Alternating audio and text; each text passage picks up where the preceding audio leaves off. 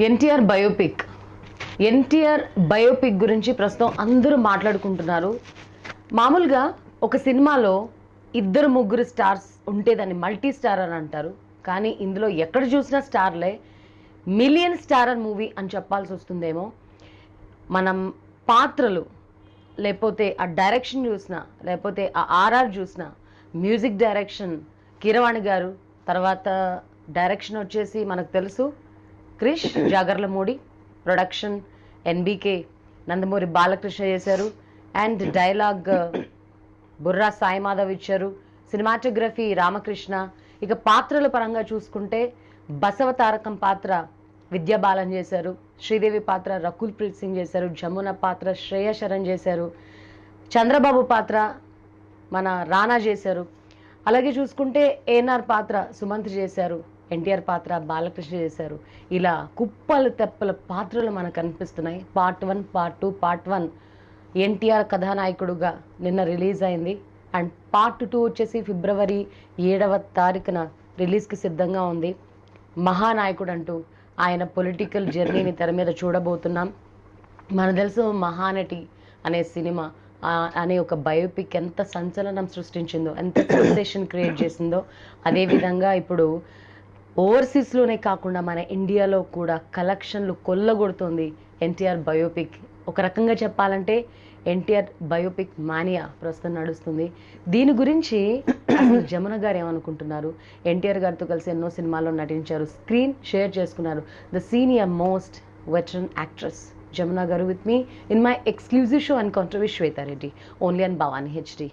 నమస్తే అమ్మా. నమస్తే. ఎలా ఉన్నారు? బాగున్నా. ఎప్పటిలాగే చాలా బ్యూటిఫుల్గా రెడీ అయ్యారు. You looking gorgeous. Thank you. అమ్మ చెప్పండి, నేను ఇందాక చెప్పినట్టుగా బయోపిక్ గురించి మీరేమనుకుంటున్నారు? అన్నగారి బయోపిక్ చాలా గొప్ప విషయం.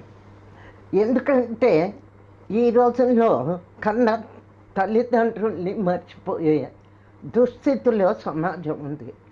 అటువంటి తరుణంలో మా బాలయ్య బాబు, మేము ముందుగా బాలయ్య బాబు అని పిలుస్తాం, బాలకృష్ణని.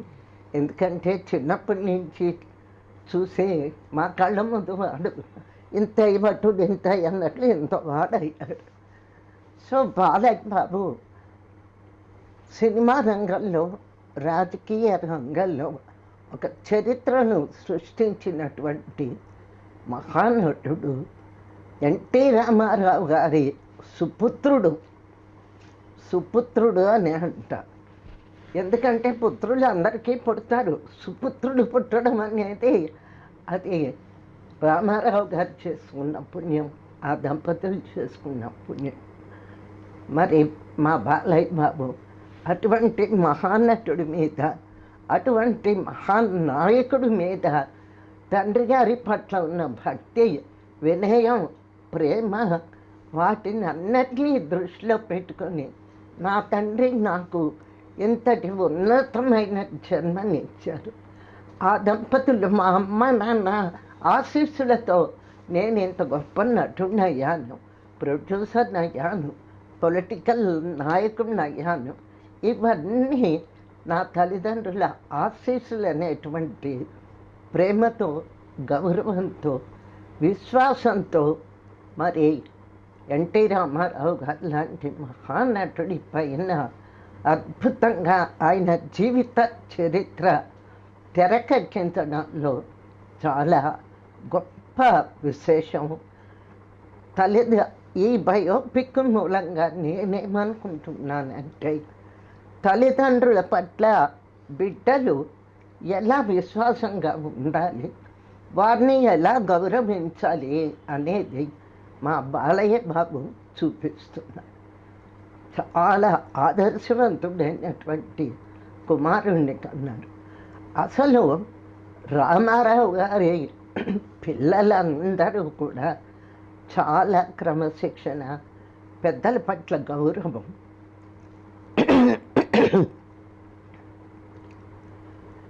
ఎందుకంటే చిన్నప్పటి నుంచి మేము రామారావు గారి సతీమణి బసవ తారకం, తర్వాత వాళ్ళ అమ్మాయిలు, వీళ్ళంతా చిన్న చిన్న పిల్లలు. నేను ప్రతి సంవత్సరం బొమ్మల కొలువు పెట్టేదాన్ని. అప్పుడు బసవతారకం గారు, పురంధరేశ్వరి వాళ్ళ ముగ్గురు ఆడపిల్లల్ని తీసుకొని వస్తుండేవారు. ఆనాటి పురంధరేశ్వరిని చూసిన ఈనాడు చూస్తే వాళ్ళ వినయ సంపత్తి, ఆ రోజున పెద్దల్ని ఎలా గౌరవించాలి అన్నది ఎన్టీ రామారావు గారు వాళ్ళ పిల్లలందరికీ నూరిపోసారు. అంత భక్తి గౌరవం, సీనియర్స్ని గౌరవించేటువంటి బిడ్డల్ని కన్నారు రామారావు గారు. ఇటువంటి తరుణంలో ఇక రామారావు గారి గురించి చెప్పేదే ఉంది. ఆయన ఒక మహానటుడే కాదు, మహానాయకుడుగా.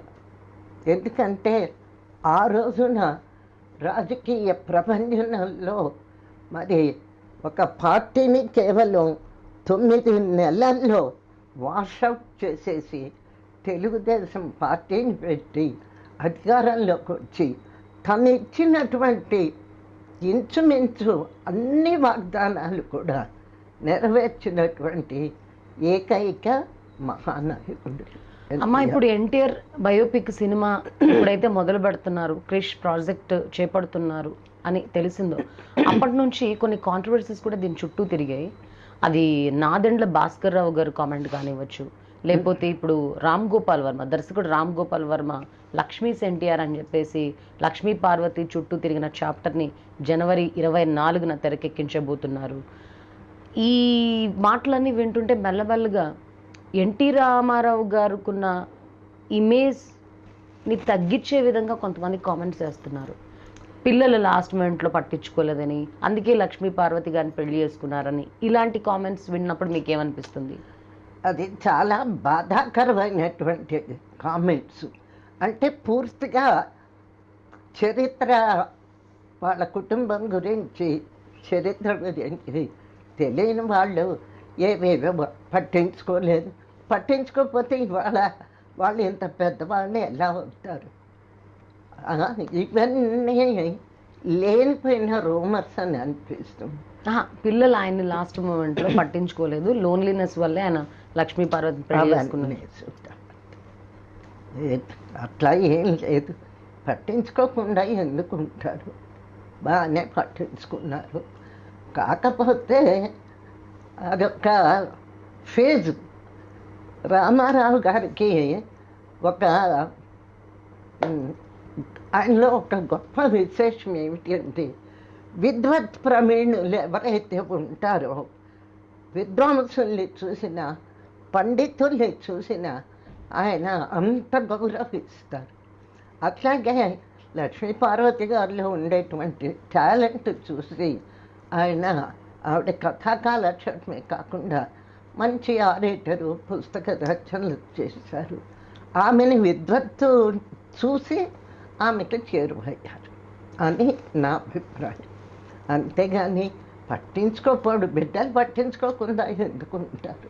ఎన్టీఆర్ బయోపిక్ సినిమాలో పాత్రలు ఉన్నాయి, గుప్పలు తెప్పల క్యారెక్టర్స్ ఉన్నాయి, తారలు ఉన్నారు, నటులు ఉన్నారు అని చెప్తున్నారు. కానీ రామ్ గోపాల్ వర్మ తీస్తున్న లక్ష్మీస్ ఎన్టీఆర్లో నిజాలు ఉన్నాయి. ఎట్లా చంద్రబాబు వెన్నుపోటు పొడిచింది కానీ, లేకపోతే కుటుంబ సభ్యుల దగ్గరుండి చంద్రబాబుని సపోర్ట్ చేసింది కానీ, లక్ష్మీ పార్వతి విషయంలో వ్యతిరేకించడం కానీ, పెళ్లి చేసుకుంటామంటే తండ్రిని దూరం చేయడం కానీ, ఇవన్నీ మేము చూపించబోతున్నామంటూ రామ్ గోపాల్ వర్మ చెప్తున్నారు. ఎట్లాంటి డిఫరెన్స్ ఉండబోతుంది అనుకుంటున్నారు ఈ క్రిష్ తీస్తున్న ఎన్టీఆర్ బయోపిక్ను రామ్ గోపాల్ వర్మ తీస్తున్న లక్ష్మీస్ ఎన్టీఆర్కి? నా ఉద్దేశంలో ఎన్టీ రామారావు గారిలో ఉన్నటువంటి విశిష్టమైన ఆ విధానాలు కానీ, ఆయన ఉన్నతమైనటువంటి ఆదర్శ భావాలు కానీ, మరి ఇవన్నీ దాని ముందు ఆగం. నా ఉద్దేశంలో మరి తప్పకుండా మా బాలయ్య బాబు తీసినటువంటి రామారావు గారి చిత్రం తప్పకుండా ప్రేక్షకులు ఆదరిస్తారు. ఇవన్నీ కాంట్రవర్సీస్, ఏదో మాట్లాడుతుంటారు. ఎందుకు? ఆయన పర్సనల్ లైఫ్ ఒక ఆర్టిస్ట్గా నాకు చాలా బాధ. ఆయన పర్సనల్ లైఫ్ ఎందుకు తీసుకురావాలి? అదొక టైపు. దానివల్ల వచ్చే లాభం ఏమీ లేదు. ఆ తీసిన వ్యక్తికి కానీ ఆ నిర్మాత కానీ ఏమిటి దానివల్ల లాభం? ఆయన తీసినంత మాత్రంలో ఎన్టీ రామారావు చెడ్డవాడు అన్నంత మాత్రాన ప్రేక్షకుల హృదయాల్లోంచి ఆయన్ని తుడిచేయగలరా? 100 పిక్చర్లు 100 రకాలు మాట్లాడి 100 సినిమాలు తీయండి యాంటీ రామారావుకి. ఎప్పటికీ రామారావు గారి ఇది ప్రజా హృదయంలో ఆయన స్థానం చెరిగిపోదు. ఒక మహానటుడే కాకుండా ప్రజా సంక్షేమ కార్యక్రమం ఎన్ని చేశారు ఆయన. ఇప్పుడు ఎన్టీఆర్ బయోపిక్ అనే సినిమా బాలకృష్ణ ఆ పాత్రలు పోషించడం వల్ల బాగా పేరు సంపాదించుకుంటుందా, లేకపోతే ఎన్టీఆర్ యొక్క చరిష్మా వల్ల ఇది బాగా సక్సెస్ అవుతుందా, లేకపోతే దర్శకుడు క్రిష్ తీయడం వల్ల సక్సెస్ అయిందా? ఏ ఫ్యాక్టర్స్ ఈ సినిమా సక్సెస్ఫుల్ గా రన్ అవ్వడానికి కారణం అనుకుంటున్నారు? చూడలేదు. మా బాలయ్య బాబు ఎప్పుడో పిలుస్తాడు, అమ్మ వచ్చి చూడండి అని. తప్పకుండా చూశాక చెప్తాను. బట్ యాజ్ ఇట్ ఈస్ మంచి టాకే వచ్చింది పిక్చర్ మీద. తప్పకుండా జనం చూస్తారు. అంతేకాని ఆయన్ని విమర్శిస్తే ఎవ్వరూ సహించరు. నాలాంటి వాళ్ళు అసలు సహించరు. అమ్మా, అంటే ఈ సినిమా సక్సెస్ఫుల్గా థియేటర్స్లో రన్ అవ్వడానికి వాట్ ఆర్ ద ఫ్యాక్టర్స్ అనుకుంటున్నారు మీరు? ఓన్లీ ఎన్టీ రామారావు గారి చరిష్మానా, లేకపోతే బాలకృష్ణ ఆ పాత్రలు వేయడం కారణమా, లేకపోతే క్రిష్ జాగర్లమూడి దర్శకత్వం కారణమా? నేను దర్శకత్వం గురించి నేను మాట్లాడలేను. ఎందుకంటే క్రిష్ కూడా మంచి one of the top directors. కానీ చరిష్మా అంటూ ఓపెనింగ్స్ కానీ బాగా రన్ అవ్వడానికి కారణం ఎన్టీఆర్ అన్న పేరు, ఆయన జీవిత చరిత్ర. దానికి చరిష్మా యాడ్ చేసింది మా బాలయ్య బాబు. ఎందుకంటే బాలయ్య బాబులో చాలా వరకు ఆ ఫోటోలు చూస్తే ఇంచుమించు మళ్ళీ రామారావు గారిని చూసినట్టే అనిపించింది ఆ గెటప్. కానీ ముఖ్యంగా ఏంటంటే Balayya Babu one of the best actor, మంచి ఆర్టిస్ట్. ఒకప్పుడు డైలాగ్ డెలివరీ వచ్చిన కొత్తల్లో అంత ప్రస్పష్టంగా ఉండేది కాదు. కానీ పౌరాణిక పాత్రలో కూడా శ్రీకృష్ణార్జున యుద్ధము ఏదో అదొక సినిమా చూశాను. నాకు ఎంత ఇష్టం అంటే 3 పాత్రలు వేశాడు బాలకృష్ణ. అర్జునుడు, కృష్ణుడు, ఇంకోటి ఏమిటి, 3 వేషాలు ఒకే ఫ్రేమ్లో. రాముడా, అర్జునుడు, కృష్ణుడు, రాముడా, ఏడు గుర్తు దుర్యోధనుడు అనుకుంటా. ఒకటి విలనిష్ క్యారెక్టర్. 3 ఒకే ఫ్రేమ్లో చూపించాడు, కనిపించాడు. నాకు ఆ సినిమా ఎంతో ఇష్టం. చాలా బాగా తీశారు. ముఖ్యంగా చాలా బాగా యాక్ట్ చేశారు. బసవతారకం గారి క్యారెక్టర్ని విద్యా బాలన్ నటించారు, national award actress and Bollywood actress. తర్వాత శ్రీదేవి క్యారెక్టర్ని రకుల్ ప్రీత్ సింగ్ అనే యాక్ట్రెస్ నటించారు. అండ్ జమున పాత్రని శ్రేయా శరణ్ నటించారు. నేను నా పాత్ర మీ పాత్ర ఉంది. మీ పాత్రని శ్రేయా శరణ్ అనే ఒక యాక్ట్రెస్ ప్లే చేశారు. ఏం తీశారు? అది మీ పాత్ర ఉంది అన్నంత వరకు తెలుసు. వెళ్ళి సినిమా థియేటర్స్కి వెళ్ళి నేను కూడా ఇంకా చూడలేదు, చూసిన తర్వాత తెలుస్తుంది. ఎందుకంటే ప్రస్తుతం టికెట్స్ దొరకట్లేదమ్మా. కొంచెం జనాలందరూ చూసిన తర్వాత చూద్దామని ఆగాము. సో మీ పాత్ర ఉందనే విషయం మీకు తెలియదా ఇప్పటి వరకు? నాకు తెలీదు. బాలయ్య బాబు అయితే ఇక్కడికి వచ్చి పాపం 1 గంటన్నర కూర్చున్నారు ఇక్కడే. కూర్చొని చాలా సేపు పిక్చర్ గురించి ఎట్లా తీశాను, ఆ డైలాగులు ఎట్లా చెప్పాడు అన్నీ ఒక బిడ్డలాగా అన్నమాట. నాకు అమ్మ అమ్మ అంటుంటారు. ఇక్కడ వచ్చి గంట పైన కూర్చొని ఎట్లా తీసాము డైలాగులు, ఆ దుర్యోధనుడి పాత్ర. అప్పుడు చెప్పలేదా మీకు మీ పాత్ర ఉంది ఇందులో, శ్రేయా చేస్తుందని? చెప్పారు. అంటే నేను అనుకుంది ఏంటంటే ఒక 2 నిమిషాలు 1 నిమిషము వీడియోలా నాకు తీసి వేస్తారు కామెంటరీ లాగా. అనుకున్నారా? లేదు, మీ పాత్రని ఆమె మోస్ట్ సీనియర్ యాక్ట్రెస్ శ్రేయ చేస్తుంది. ఆమె బాలకృష్ణ గారితో చేసింది, చిరంజీవితో చేసింది, వెంకటేష్ బాగా చేసింది.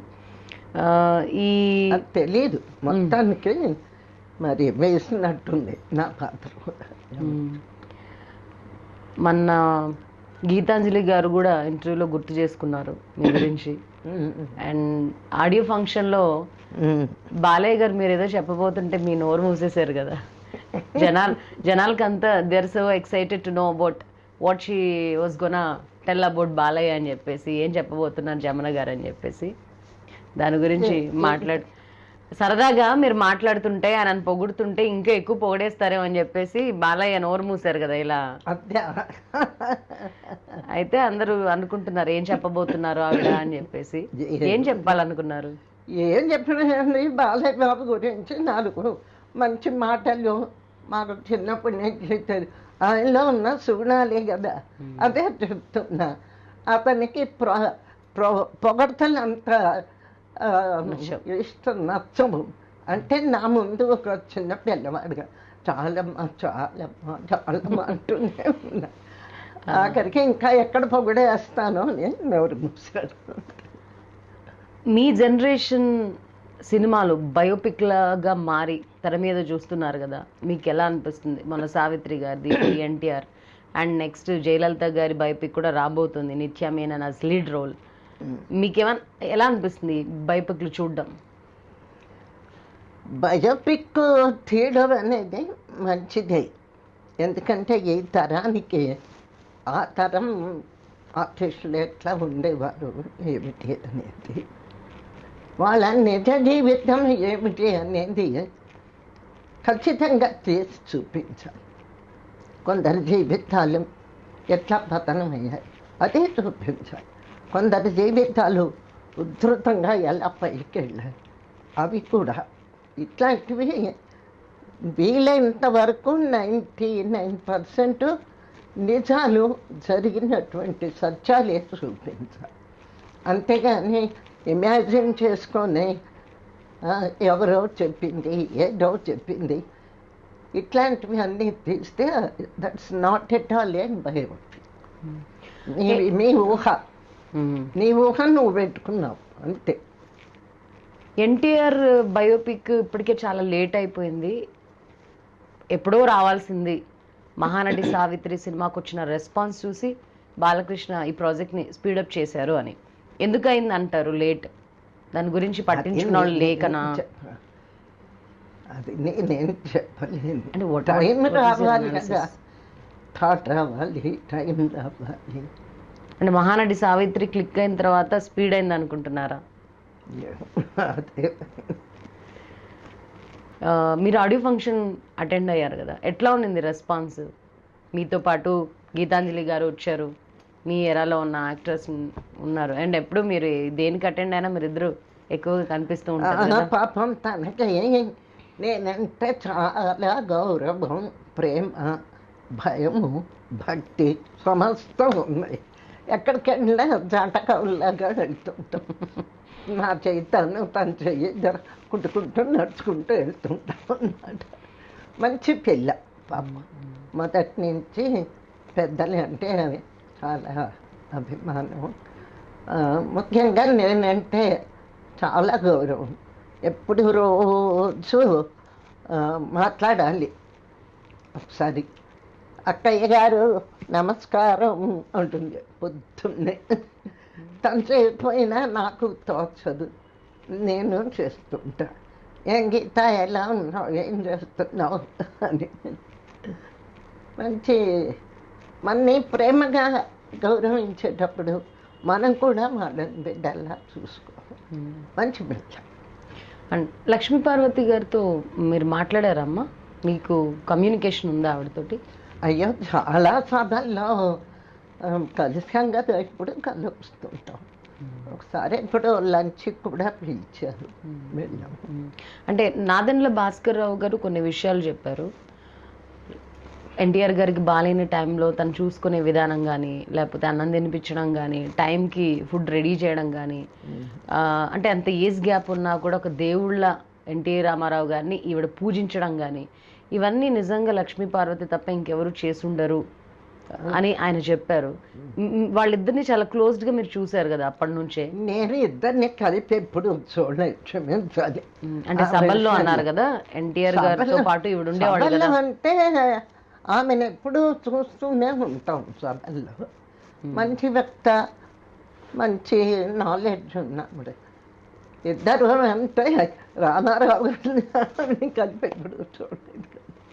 అంటే టీవీలో ఉన్న ఫొటోస్ ఇప్పుడు ఒకసారి ముఖ్యమంత్రి అయిన తర్వాత ఇక్కడ దగ్గరలో ఉండేవారు, అప్పుడు చూడమే అంతే. ఆయన్ని కంగ్రాచులేట్ చేసి నేను కూడా అప్పుడు చూస్తాను అంతే. ఎన్టీఆర్ అనే సబ్జెక్ట్ మీద ఇద్దరు డైరెక్టర్లు సినిమాలు తీయడం అనేది దీన్ని ఎట్లా చూడాలి? అండ్ కేతిరెడ్డి జగదీశ్వర్ రెడ్డి అని ఇంకో డైరెక్టర్, లక్ష్మీ స్వీర గ్రంథం అని ఇంకో సినిమా తీస్తున్నారు. ఒకే సబ్జెక్ట్ మీద ముగ్గురు డైరెక్టర్లు వర్కౌట్ చేయడం అనే దాన్ని మీరు ఎలా చూస్తారు? అయితే అదంతా మంచి పద్ధతి కాదు. ఎంతమంది ఒకే వ్యక్తి మీద కానీ ఒకే సబ్జెక్ట్ మీద తీసి ఊరికే జనాన్ని కన్ఫ్యూజ్ చేయడం తప్పనిచ్చి ఎవరో ఒకరు తీస్తున్నారు. వాళ్ళ అబ్బాయికి ఉంది ఆ హక్కు, అర్హత, తెలిసిన విషయాలు. ఆయన తీస్తున్నప్పుడు ఇదేదో ముఖ్యంగా టైటిల్ ఏమిటి, లక్ష్మి తప్పు కదా. I won't agree. రైట్ అమ్మా, ఒకసారి ఎన్టీఆర్ గారితో మీకున్న సాన్నిధ్యం గురించి మాట్లాడుకుందాము. ఆయనతో కలిసి స్క్రీన్ షేర్ చేసుకున్నారు. ఎన్టీఆర్ ఇప్పుడు లేరు, కానీ ఎన్టీఆర్ గారి చరిత్రని కథలుగా సోషల్ మీడియాలో చందమామ కథలు ఎలా చెప్తున్నారు అలా కథలుగా చెప్తున్నారు, చరిత్రను తెరకెక్కిస్తున్నారు. మీరేం చెప్తారు ఆయన గురించి? ఆయనతో మీకున్న మెమోరీస్ లేకపోతే మీరు మర్చిపోలేని విషయాలు కానీ? ఆయన ఒక మహానటుడే కాదు, మహానాయకుడు. మరి సినిమా నటు కానీ నటీమణి కానీ రామారావు గారిని చూసి నేర్చుకోవాల్సింది ఎంతో ఉంది. కేవలం ఒక నటనే కాదు, క్రమశిక్షణ, టైం మెయింటైన్ చేయడం. ముఖ్యంగా రామారావు గారిలో ఉన్న విశిష్టత ఏంటంటే స్త్రీలని చాలా గౌరవించేవారు, హీరోయిన్స్. అలాగే ఇంకో ప్రత్యేకత ఉంది ఆయనలో, పరోక్షంగా కూడా చిన్నవాడు మొదలుకొని పెద్దవాళ్ళ వరకు గారు ఇంక్లూజివ్ ట్రే అందిస్తారే వాళ్ళు. ఏమండి వెంకట గారు ఇలా రండి, మాకు కొంచెం మంచినీళ్ళు కట్టి పెట్టండి, ఆ టైప్ అనమాట. మంచి చిన్న పెద్దని గౌరవించడం, గివ్ రెస్పెక్ట్, టేక్ రెస్పెక్ట్, ఆ టైపు. అట్లాగే స్టూడియోలో వేషం వేసుకొని వచ్చాక ఎక్కువగా ఊరికే హసు కొట్టడం, మాట్లాడడం అనేది ఆయన తత్వానికి పడదు. చాలా సీరియస్గా గంభీరంగా కూర్చుంటారు. ఆయన జోక్ ఎవరితో మాట్లాడారు అంటే అంజలీదేవి, నేను, సావిత్రి, ఒక 4-5 ఆయన కాంటెంపరీ. ఆయనకంటే ఆయనతో ఈక్వల్గా ఉండేవారు. అందరం కూర్చున్నప్పుడు ఏమండి జమన్ గారు, ఆయనకి ఇంకో మంచి తమాషా హ్యాబిట్. సాయంత్రం అవుతున్నాయి, ప్రత్యేకంగా ఒక క్యాంటీన్ ఉంది కోడంబ, పచ్చిమిరపకాయ బజ్జీలు, ఓ ప్లేట్ నిండా ట్రే నిండా పచ్చిమిరపకాయ బజ్జీలు, అందులో మళ్ళీ పచ్చిమిరపకాయల పచ్చడి. ఇవన్నీ ఈవినింగ్ బ్రేక్ ఇస్తారు, టీ బ్రేక్. అప్పుడు ట్రేలో పెట్టి అందరికీ పంచి. అదొక గొప్పతనం ఏంటంటే ముందు వస్తూనే ఆయన తినేవారు కాదు. ఏమండి జమన్ గారు ఒక మిరపకాయ తగిలిస్తారు, సార్ కారం ఉంది, నేను తిన్ను, ట్రై చేయండి, అంత కారం ఉండదు, అందరినీ అండి అంటే ముందు ఇతరులకి పెట్టేటువంటి సుగుణం, ఆ చేతి కానీ ఆ హ్యాబిట్ ఆయనకి. తెస్తూనే గబగబా ప్లేట్లో నుంచి తీసుకొని తినేవారు కాదు, ముందు అందరికీ పంచాలి. అదే సుగుణం, అదే హ్యాబిట్ వల్లే ఆయన ముఖ్యమంత్రి అయ్యాక కూడా మరి ముందు ప్రజలు పేదవాళ్ళు వాళ్ళ కడుపు నిండాలి, ఆ 2 రూపాయల కిలో బియ్యం కానీ ఇటువంటి పథకాలు చేశారు అంటే దానికి మాకు చూసాం కాబట్టి ముందు ఇవ్వడమే, తర్వాతే తను ఆ టైప్ అనమాట. రాజకీయాల్లోకి మీరు రావడం కూడా ఎన్టీఆర్ గారి ఇన్స్పిరేషన్తో వచ్చారా? అప్పట్లో ఎంపీగా కూడా మీరు చేశారు కదా? లేదబ్బా, ఎన్టీ రామారావు గారి ఇన్స్పిరేషన్ కాదు. నేను మంచి సోషల్ వర్క్ అండి.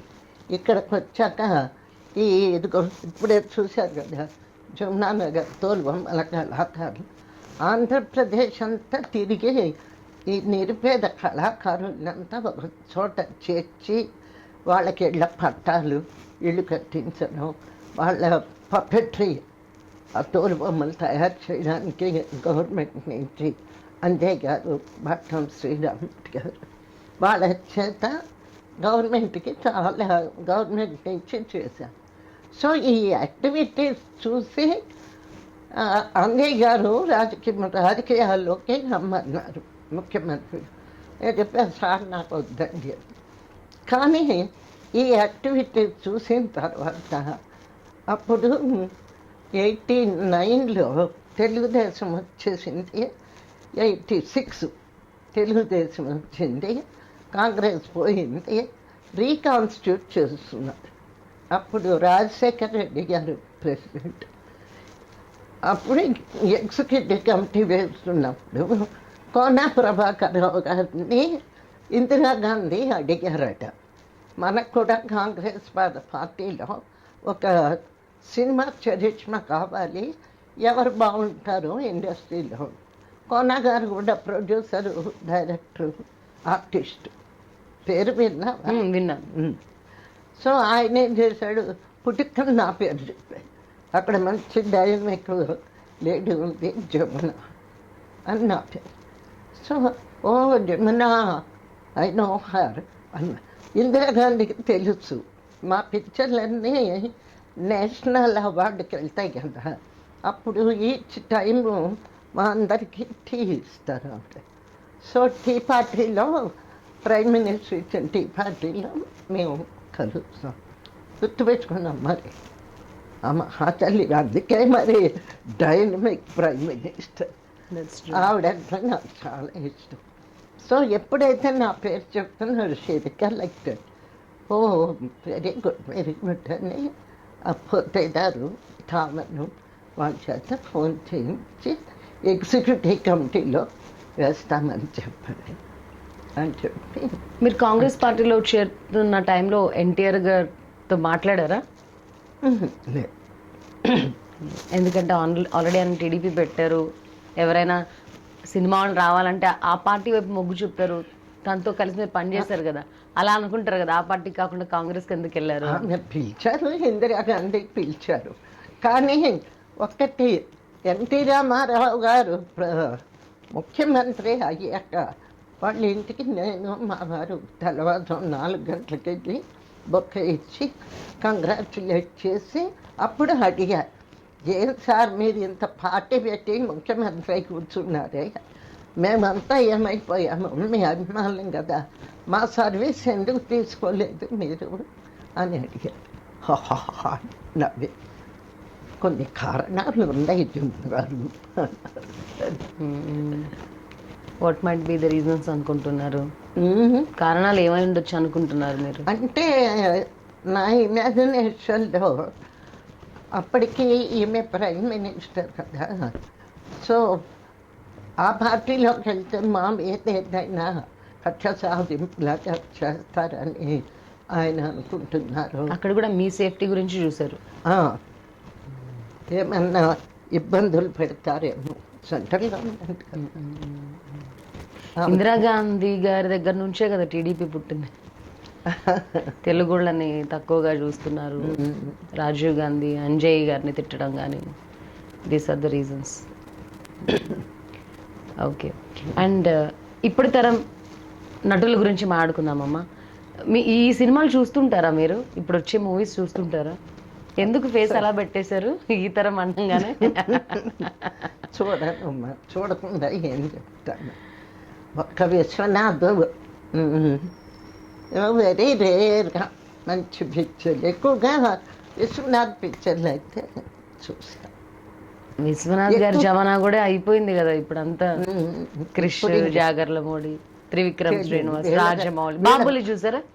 బాహుబలి బాహుబలి చూసి బాగా తెలుసా. గౌతమి పుత్ర శాతకర్ణి చూసి. బాలయ్య బాబు. అంటే బాలయ్య బాబు పిలిచారు మాకు ప్రత్యేకంగా షో. అండ్ ఇప్పుడు బయోపిక్స్ లో మహానటి సావిత్రి కానీ, ఎన్టీఆర్ బయోపిక్ కానీ, వీటన్నిటిలో కూడా మిమ్మల్ని ఇమిటేట్ చేస్తూ జ్యువెలరీస్, మిమ్మల్ని ఇమిటేట్ చేస్తూ ఆ కొప్పులు, మీ స్టైల్ చీరలు, ఫ్రాక్స్, ఆ 80s ఫ్యాషన్ అంతా ఇప్పుడు చూపిస్తున్నారు కదా, ఏమనిపిస్తుంది? నేను చూస్తే ఏమనిపించడానికి మంచిదే. అంటే మాకు గర్వం ఏమిటి అంటే, ఒక విషయం చెప్తాను. ఇవాళ వీళ్ళు రింగ్లెట్లు ఇదంతా ఏదేదో కొప్పులు చూపులు ఏమేమిటో పెడుతుంది, ఎక్స్టెన్షన్స్, అవన్నీ మేము చేసేసి అయిపోయింది. అట్లాగే బోట్ నెక్, వీ షేప్, ఎన్ని రకాలు. మరి చీరల్లోనే ఎన్నో రకాలు కట్టుకున్నాం. అన్నీ మేము చేసేసినవి ఇప్పుడు మళ్ళీ వస్తున్నాయి. ఓల్డ్ ఈజ్ గోల్డ్ అని పాత అన్నీ వస్తుంది. సంతోషమే.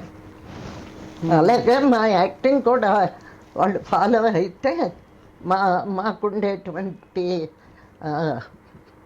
ఏమంటారు డిటర్మినేషన్, ఇట్లాంటివన్నీ కూడా ఫాలో అయితే మాలాగా ఒక 25 ఏళ్ళు 20 ఏళ్ళు హీరోయిన్స్గా ఉంటారు.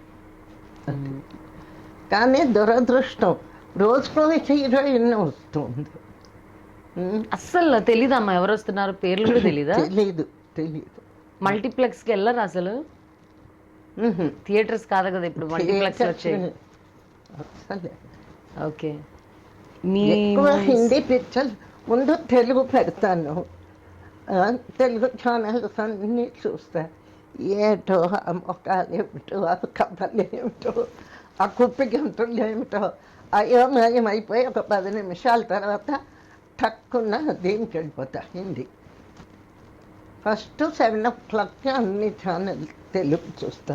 తెలుగులో ఎమ్మెల్యేశ్వరి, రైతు బిడ్డ, పాతవి కాంచనమాల యాక్ట్ చేసిన, నాగయ్య గారు యాక్ట్ చేసిన భక్త పోతన, అవి చూస్తా.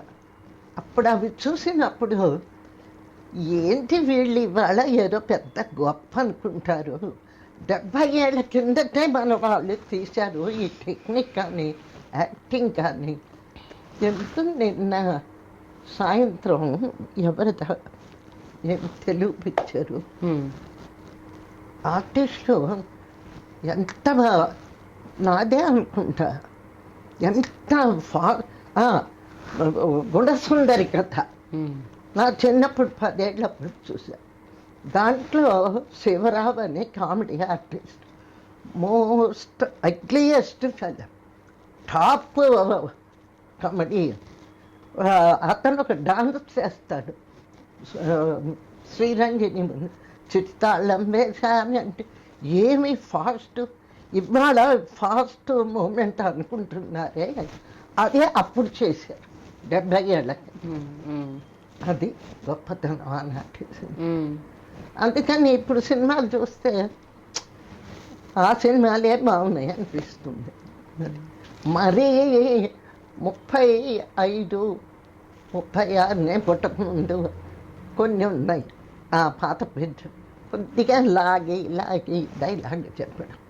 బిఎన్ రెడ్డి గారు, కేవి రెడ్డి గారు వాళ్ళ డైరెక్షన్ వచ్చేటప్పటికి మళ్ళీ న్యాచురల్ ఇప్పుడు ఉండేటువంటి యాక్టింగ్ అప్పుడు చేయించారు.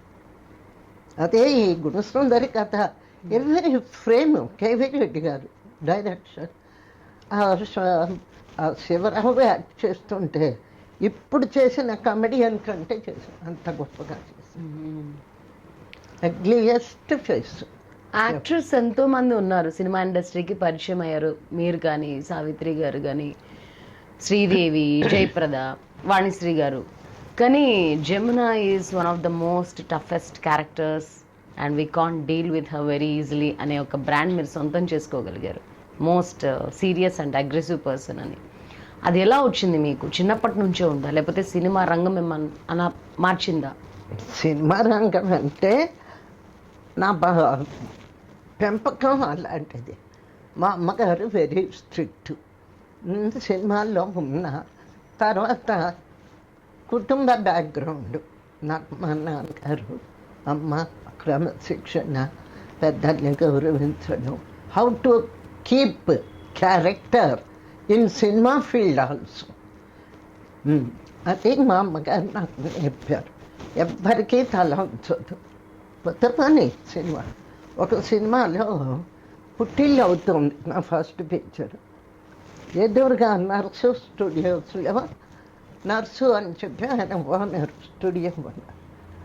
ఆయన తుళి విషం అని ఒక Telugu Tamil picture double version నన్ను బుక్ చేయడానికి నాన్నగారిని పిలిచి మాట్లాడారు. ఎదురుగానే ఆయన ఆఫీసు. నేను ఇక్కడ షూటింగ్ అవుతుంటే నాన్నగారు నన్ను పిలిచారు. బ్రేకప్ వెళ్ళాం. You see mister Srinivasarao, we are very much interested to book your daughter, but she has to wear swimming suit అని. మా నాన్నగారికి కోపం వచ్చింది. మా అమ్మాయి స్విమ్మింగ్ సూట్లో యాక్ట్ చేయదంటే మాకు అక్కర్లేదు మీరు సినిమా. చూడు మిస్టర్ శ్రీనివాసరావు, పెద్ద కంపెనీ, మంచి పేరు వస్తుంది, డబుల్ వర్షన్.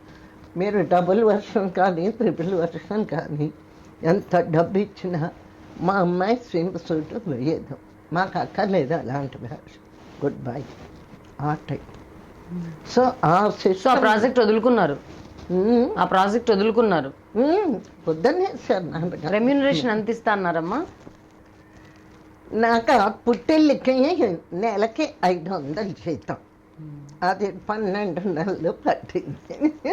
ఈ మూవీకి ఇప్పుడు స్విమ్ సూట్ అన్నారు కదా, ఏమో గుర్తులేదు నాకు. అండ్ కొన్ని రాజకీయాల వల్ల మీకు అవకాశాలు కూడా పోయాయి ఒకానొక దశలో. ఏంటి? కొన్ని రాజకీయాల వల్ల, ఇద్దరు వ్యక్తులు చేసిన రాజకీయాల వల్ల మీకు అవకాశాలు పోయాయి? పోలేదు, నా అవకాశాలు నాకే ఉన్నాయి. పోయినాయి, ఇంకా వాళ్ళ పిక్చర్లే దెబ్బతిన్నాయి. ముఖ్యంగా నాగేశ్వరరావు గారి పిక్చర్. ఎందుకంటే నాగేశ్వరరావు జమున అనేటప్పటికీ మా కాంబినేషన్ చాలా గ్లామరస్, సక్సెస్ఫుల్. ఆ రోజుల్లో ఆయన చేసిన పిక్చర్లు దెబ్బతిన్నాయి. నేనేమో కొత్త వాళ్ళతో చేశా. హర్నాథ్, అదైతే అంతా చిన్న చిన్న వాళ్ళు. నా పిక్చర్లు సక్సెస్ అయ్యాయి. మరి లేత మనసులు అప్పటికి బాయ్కాట్ దీంట్లోనే ఉన్నట్టుంది. మరి అవన్నీ హర్నాథ్తో చేసిన పిక్చర్లు, నాది ఆడదాన్ని, అవన్నీ సూపర్ హిట్. వీళ్ళు లేకుండా వాళ్ళ పిక్చర్లు ఏమైనాయి అంటే, ఇప్పుడు భార్య భర్తలు తీశారు, జమనతో యాక్ట్ చేయను అన్నారు నాగేశ్వరు. సరే కృష్ణ కుమార్ని పెట్టి తీశారు. అది జనాల్లోకి వెళ్తే ఏం టాప్ వచ్చింది, అయ్యో ఇంత పౌరుషం గల హీరోయిన్, అయ్యో ఇది జమున వేయాల్సిన వేషమైనా, ఆమె అయితే ఇంకా బ్రహ్మాండంగా ఉంది. అది ఇండివిజువాలిటీ ఉన్నటువంటి క్యారెక్టర్, సెల్ఫ్ మేడ్ ఉమెన్, ఎవరిని లెక్క చేయదు అటువంటి వేషం. అట్లాగా నాకుండే నేను సంవత్సరానికి 6 పిక్చర్లు చేసేదాన్ని. సో నా 6 పిక్చర్లు నాకుండేవి. ఆన్ హ్యాండ్ 8 పిక్చర్లు, అంతా కొత్త కొత్త వాళ్ళు. జగయ్య గారితో 3 పిక్చర్లు ఉండేవి. హర్నాథ్, మళ్ళీ అతను ఎవరమ్మా, జేవి రమణమూర్తి, శ్రీధరు, ఇట్లాంటి వాళ్ళతో చేశారు ఆ 3 ఏళ్ళు. నావేమేమో సక్సెస్ అయింది. వీళ్ళు లేకపోయినా నావి 50 రోజులు 100 రోజులు కూడా. మీరు ఆ టైంలో ఎప్పుడూ కూడా భయపడలేదా? ఎందుకు ఇట్లా జరుగుతుందా, వెనకాల కుట్ర, నా సినిమా జీవితం ఏమవుతుందనో ఒక్క క్షణం కూడా భయం అనిపించలేదా? ఎందుకు భయపడాలి? ఒకటే even I have given a statement. నాకు నా వేషం జమునే కావాలంటే ఆ వేషానికి నన్ను బుక్ చేశారు. నాకు ఎవరి మెర్సీ అక్కర్లేదు, ఎవరి ద్వారా నేను పెద్ద హీరోయిన్ అవ్వలేదు. ఫస్ట్ పిక్చర్లోనే నేను హీరోయిన్. సో నేను ఎందుకు ఒకళ్ళకి సలాం కొట్టాలి? నా ఇండివిజువాలిటీ నేను మెయింటైన్ చేస్తాను. అమ్మ, సేమ్ మీ ఇండివిజువాలిటీ మీ పాపకు కూడా వచ్చింది అనుకోవచ్చా? శ్రవంతి గారికి ఎన్నో హర్డిల్స్ చూశారు కొన్ని సంవత్సరాల కిందట. తన పర్సనల్ లైఫ్లో కూడా చాలా డిస్టర్బెన్సెస్ జరిగాయి. But she's moving very sportively with the life. She's moving on with the life. దీన్ని ఎట్లా చూడాలమ్మా? అది మీరిచ్చిన ట్రైనింగేనా? ట్రైనింగ్ అంటే మరి నా జీన్స్ ఉన్నాయి కదా, ఏదో వచ్చినా ధైర్యంగా ఎదుర్కోవడమే, అంతే. ఫైటింగ్ లైఫ్ అంటే. ఆ చాప్టర్ని ఎట్లా చూస్తారమ్మా? తన లైఫ్లో జరిగిన డిస్టర్బెన్సెస్ని ఏం టేక్ ఇట్ ఈజీ, ఎన్ని జరుగుతున్నాయి ఇవాళ, అందులో ఇదొకటి. చూసేది దిగులు లేదు, వాళ్ళకి జ్ఞానం ఉంది, సొసైటీలో ఎట్లా బతకాలన్నటువంటి నాలెడ్జ్ కూడా. ఈ కాలం ఆడపిల్లల్ని నా ఉద్దేశంలో అండర్ ఎస్టిమేట్ చేయకూడదు. ఇండివిజువాలిటీ వాళ్ళకి పని చేసుకోవాలి, తప్పులేదు, ఏం తప్పులేదు. మీ ఎరా అంతా కూడా అంటే మీరు నటించారు, సంపాదించారు, అది వేరే విషయం. కానీ మిగతా వాళ్ళు కామన్ లేడీస్ అందరూ కూడా భర్తలు సంపాదిస్తుంటే భార్యలు ఇళ్ళల్లో పనులు చేసుకుని ఇల్లుని చూసుకుని చక్కదిద్దు పెట్టుకుంటూ పిల్లల్ని చూసుకున్నారు. బట్ ఇప్పుడు అంతా చూస్తుంటే దీనికి జంబలకిడి పంబలా తయారవుతుంది జనరేషన్ అన్నట్టు. అబ్బాయిలు మెల్లమెల్లగా హోమ్ రెస్పాన్సిబిలిటీస్ తీసుకుంటూ అమ్మాయిలు ఆఫీసులకి పరిమితం అవుతున్నారు. దీన్ని ఎట్లా చూస్తారు మీరు? It is a good change, తప్పేమీ లేదు. మరి భార్యాభర్తలు కూడా కొన్ని చోట్ల మరి ఇద్దరు పనిచేయాల్సినటువంటి తరుణం ఇది. ఎందుకంటే అన్నీ పెరిగిపోయినాయి ధరలు. ఒక్క భర్త మీదే ఆధారపడి ఆయన తెచ్చే డబ్బుతోనే సంసారం గడిచే పరిస్థితి ఇప్పుడు లేదు. కాబట్టి న్యాచురల్గా వాళ్ళు కూడా not only educated, include village people, వాళ్ళని చూడండి. ఇంట్లో కూర్చొని చదువు రాని ఆడవాళ్ళు ఊరికే ఎందుకు కూర్చో, అప్పడాలు చేసు, ఏదో పొడియాలు పెట్టు, అప్పడాలు పెట్టు, మరి అది పిల్లల్ని చక్కగా చదివిస్తున్నారు. అది ఆ టెండెన్సీ, ఆ అవేర్నెస్ ఇప్పుడు ఉన్నటువంటి కామన్ లేడీస్లో కూడా. అమ్మ, శ్రవంతి గారికి సంబంధించి ఎంత ఇండివిజువల్గా ముందుకెళ్తున్నా కూడా, ఎంత మీ జీన్స్ ఉన్నా కూడా సోషల్ స్టిగ్మా నుంచి మనం తప్పించుకోవడం కొంచెం కష్టం. అండ్ చాలామంది యాక్ట్రెస్లు కానీ రెండూ పెళ్లి చేసుకోవడం సర్వసాధారణమైంది. శ్రవంతి గారి విషయంలో మీరు ఎందుకు అలాంటి డెసిషన్ తీసుకోలేదు? నేను ఏ డిసిషన్ తీసుకోండి, ఎందుకంటే ప్రేమించింది, పెళ్లి చేసాము, అయిపోయింది ఆ చాప్టర్, అంతే. నేను నా డిసిషన్ ఏమది, వాళ్ళకంటూ వ్యక్తిత్వం ఉంది, వాళ్ళ లైఫ్ ఎలా దిద్దుకోవాలనేటువంటి జ్ఞానం, ఇది అవేర్నెస్ వాళ్ళకు. అంటే ఒక తల్లిగా మీరు ఎప్పుడు సజెస్ట్ చేసే ప్రయత్నం చేయలేదా? బాబు కూడా ఉన్నాడు కదా, అమ్మ నాన్న ఇద్దరు ఉండాలి కదా పిల్లలకి. ఎందుకు ఉండాలి? తప్పేముంది? వాళ్ళు నాన్న చచ్చిపోయారు, ఉండటం లేదా? అదేంటి ఈ రోజుల్లో అవన్నీ. అమ్మ, ఎట్లా ఉంటుంది మీ డైలీ రొటీన్ ఇప్పుడు? And may I ask you one thing, what is your age అమ్మా? What is your age now? నా ఏజ్ మా ప్రేక్షకులకే చెప్తాం. ఎంత చక్కగా 8-3 అంటే 83 సంవత్సరాలు. Wonderful, wonderful, wonderful, amazing. బాగా నడుస్తాను, పరిగెడతాను. ఇలాంటి వాళ్ళు వస్తే గంటలు తరబడి లోడా బాగుతాను. That's great. ఇప్పుడు చూస్తున్నా కదా, ఇప్పుడు నా age 32 and there are so many girls and boys who are having same age. ఇప్పటికే 30 దాటంగానే ఇంకేముందిలే, ఇంకో 10 సంవత్సరాలు బతితే గొప్ప, 50 సంవత్సరాలు ఇస్ లైఫ్ స్పాన్ అని మాట్లాడుతున్నారు. ఎందుకు ఇట్లా నీరసత్వం వచ్చేసింది లైఫ్ స్పాన్ మీద? అంటే నీరసం అంటే ఫుడ్ హ్యాబిట్. ఫస్ట్ జంక్ ఫుడ్లు తింటారు. తర్వాత వచ్చి ఈ టీవీలు రాత్రి 12 టైంకి నిద్రపోదు, 12, 1 గంట దాకా సినిమాలు చూడడం, గ్యాసిప్స్, ఎస్పెషల్లీ సెల్ ఫోన్ వచ్చాక వాగి నాకైతే ఎంత భయం వేస్తుందంటే. మీది ఆండ్రాయిడ్ ఫోనేనా? మీది ఆండ్రాయిడేనా? స్మార్ట్ ఫోనేనా? చూస్తుంటారా సో యూట్యూబ్? నాకు రాదు, చూడను. ఎవరైనా ఫోన్ కాల్ వస్తే తీసుకోవడం, ఫోన్ ఉంటే చెయ్యడం అంతే. ఆండ్రాయిడ్ ఇది నేను తెలీదు, దాంట్లో సినిమాలు వస్తాయని కూడా తెలీదు.